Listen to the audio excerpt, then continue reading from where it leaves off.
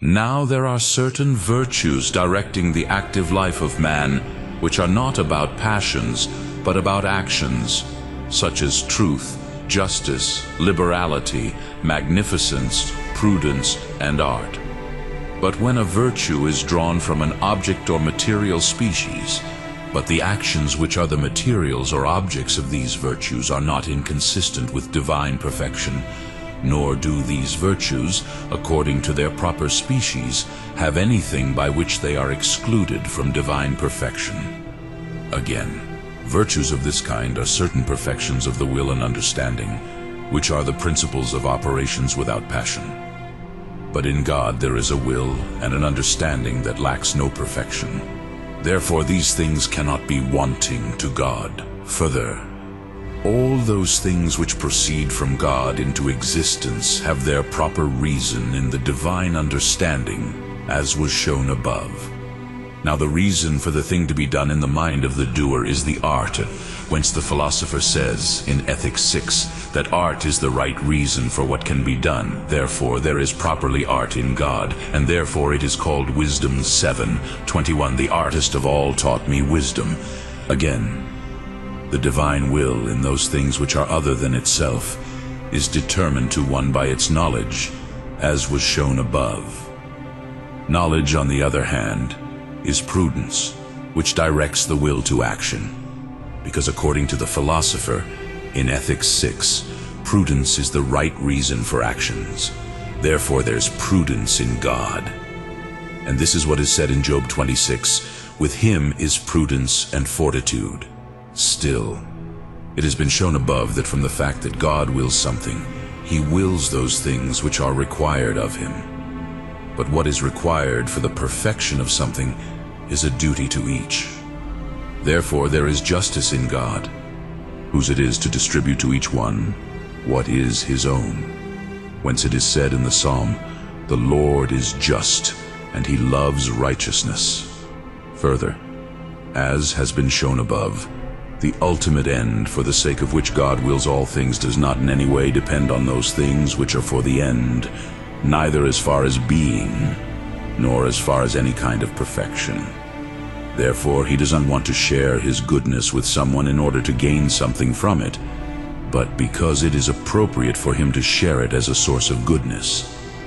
And to give, not because of any benefit expected from the giving, but because of the very goodness and appropriateness of the giving, is an act of generosity, as is clear from the philosopher in 4 Ethics. God is therefore the most liberal, and as Avicenna says, he alone can properly be said to be liberal. For every other agent besides himself acquires some good from his action, which is the intended end. And the scripture shows this liberality of his, saying in the Psalm, "When you open your hand, everything will be filled with goodness." And James 1:5, "Who gives abundantly to all and does not reproach." Again, all things which receive their existence from God must necessarily bear his likeness in so far as they are, and are good, and have their own reasons in the divine understanding, as was shown above. Now this belongs to the virtue of truth, as the philosopher says in Ethics 4. It is clear that in his deeds and words a man presents himself as he is. Therefore in God is the virtue of truth, whence Romans 3:4, "But God is truthful, and in the Psalm, all thy ways are truth." But if there are any virtues which are ordered to certain actions which are subordinate to superiors, such cannot be appropriate to God, such as obedience, or anything of the kind which is due to a superior. Even if some of the aforesaid virtues have some imperfect acts, according to them the said virtues cannot be attributed to God, just as prudence does not belong to God as far as the act of good counsel is concerned. For since counsel is a kind of question, as it is said in Ethics 6, but the divine knowledge is not inquisitive, as was shown above, it cannot be counseled to be appropriate. Whence Job 26:3, "Whom did you give advice? Perhaps he who has no intelligence?" And Isaiah 40:14, "With whom did he take counsel and set him up?"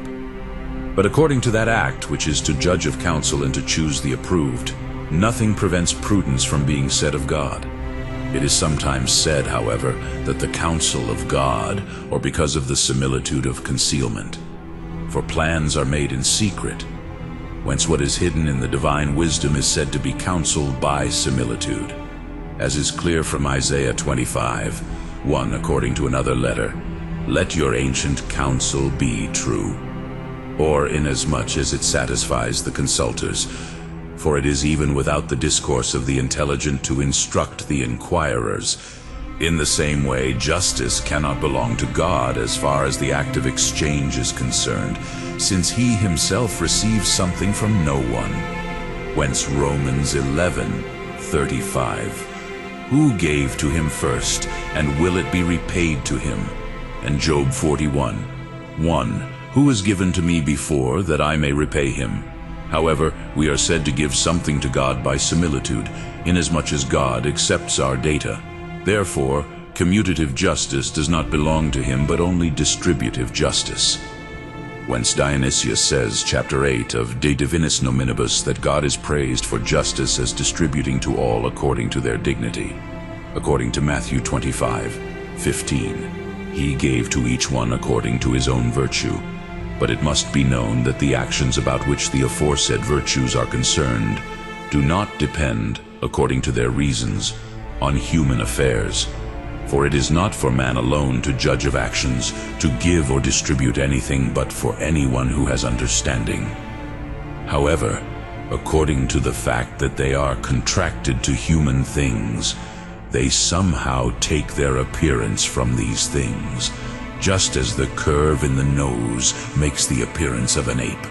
Therefore, the aforesaid powers, according as they direct human active life, are directed to these actions as they are contracted to human things, taking their appearance from them, according to which method they cannot agree with God. According to the fact that the aforementioned actions are accepted in their community, they can also be adapted to divine things.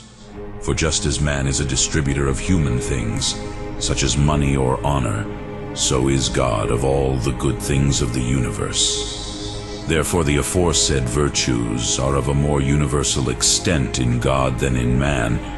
For as the justice of a man pertains to a city or a house, so the justice of God pertains to the whole universe.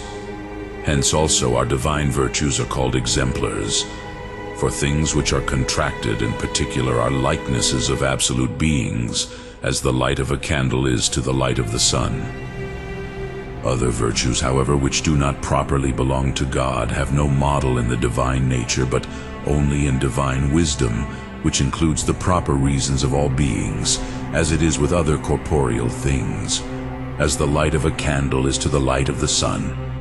Other virtues, however, which do not properly belong to God, have no model in the divine nature, but only in divine wisdom, which includes the proper reasons of all beings, as it is with other corporeal things, as the light of a candle is to the light of the sun.